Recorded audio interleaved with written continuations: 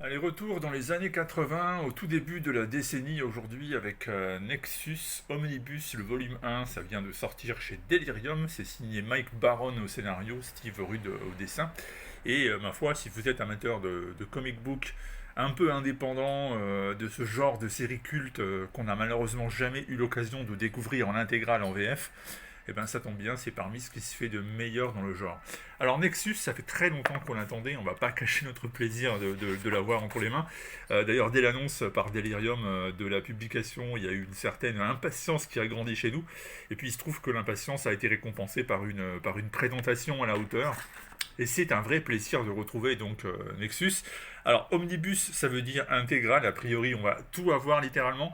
On commence par les toutes premières histoires, celles qui étaient sorties en noir et blanc d'ailleurs, dans les pages de Nexus, donc chez Capital Comics, en janvier 81 pour le numéro 1.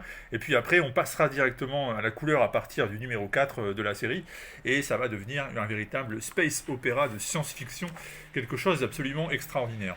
Alors Nexus n'est pas un héros comme tous les autres. Sa mission, sa tâche, c'est celle d'aller rendre la justice en éliminant les plus dangereux assassins de l'univers. Donc si vous êtes un tueur, si vous êtes un meurtrier de masse, votre existence va probablement finir des mains de Nexus. Nexus qui pour autant n'est pas un héros motivé par une sorte de soif inextinguible de justice, mais plutôt par quelque chose qu'il ne maîtrise pas vraiment. Disons que même s'il a des pouvoirs totalement formidables, il ne sait pas vraiment d'où ils viennent au départ et il les subit plus qu'autre chose. D'ailleurs, régulièrement, il a besoin de se régénérer, il se plonge dans une sorte de caisson rempli d'un liquide, d'une substance primordiale qui lui permet de se retrouver en pleine forme finalement et de récupérer tous ses dons. Sauf que, bah, entre-temps, lorsqu'il est plongé dans cette cuve, Nexus est en proie à de violents cauchemars, il a des visions totalement horribles dans lesquelles lui apparaissent ces meurtriers qu'il va devoir ensuite éliminer. Et lorsqu'il sort de cette période, j'ai envie de dire, de régénération, concentration, presque transition fétale, eh bien c'est pour tout simplement reprendre la route et s'en aller donc châtier ces individus qu'il a vus apparaître en songe. Car oui, les cauchemars de Nexus, les visions de Nexus, c'est un peu sa malédiction et c'est ce qui le pousse à accomplir sa mission, qui est, le mot est juste hein, également, une malédiction. Alors Nexus, il est basé sur Illum, qui est une sorte de station orbitale géante, en réalité quasiment une planète, un planétoïde, et sur Illum, différents extraterrestres, différentes races ont fini par se regrouper. Alors vous voyez, il y a un peu de tout, hein, il y a une joyeuse faune. Il faut dire que c'est un peu la liberté, c'est un peu une sorte d'asile sur lequel chacun peut trouver un espace de respiration, chacun peut s'exprimer. D'ailleurs, chose amusante, à un moment donné, Nexus part dans l'une de ses missions, et à son retour, il découvre que ceux avec qui il cohabite au quotidien ont décidé de forger une démocratie. Et donc Nexus doit s'adapter, il n'est plus le souverain chez lui, mais il doit dépendre d'un président démocratiquement, entre guillemets, élu. C'est assez drôle. Et d'ailleurs, il y a beaucoup d'humour dans Nexus. C'est une série de science-fiction qui est aussi, et ça on l'oublie lorsqu'on ne le lit pas vraiment, mais c'est aussi une série qui est très très drôle. Il y a beaucoup d'humour, et moi j'aime beaucoup le ton avec lequel c'est raconté. Voilà, donc Nexus, petit à petit également découvre la vie, hein, avec la jolie Sandra qui au départ débarque pour l'espionner sur Illum. Elle est au service des pouvoirs de la planète Terre et d'une ambassadrice qui d'ailleurs n'en finira pas de tramer contre notre héros.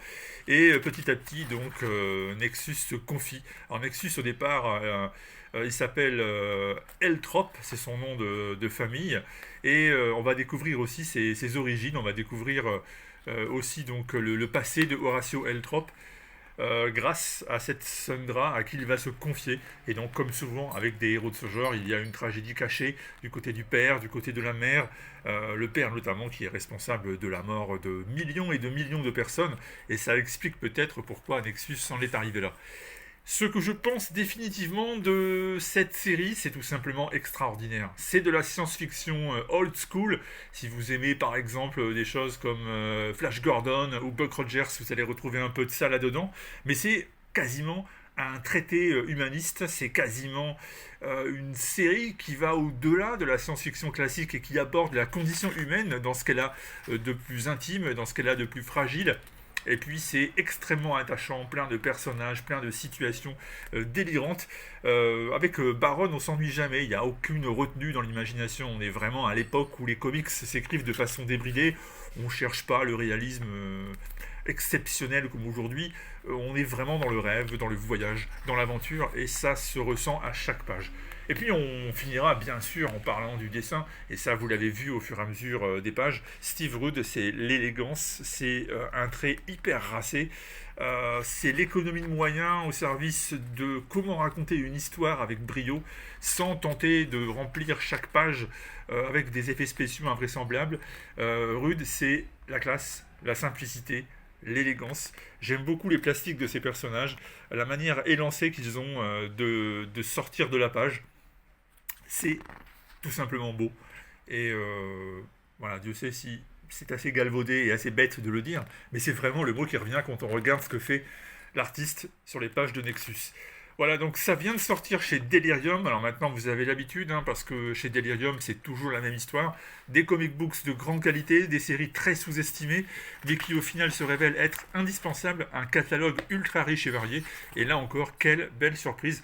Je pense que si vous connaissez les comics des années 80, un peu indie, je pense que vous l'avez déjà d'ailleurs, je suis en train de vous parler de quelque chose que vous avez tout de suite acheté. Sinon, n'hésitez pas, vous ne serez pas déçus. C'est vraiment, vraiment une sortie de qualité, c'est vraiment une série qui mérite, qui devrait être dans votre bibliothèque. Et je ne suis pas en train d'exagérer, c'est pas de l'emphase, c'est pas de la pub forcée, c'est vraiment parce que ça le vaut, c'est vraiment parce que Nexus, c'est tout simplement génial. A bientôt, ciao.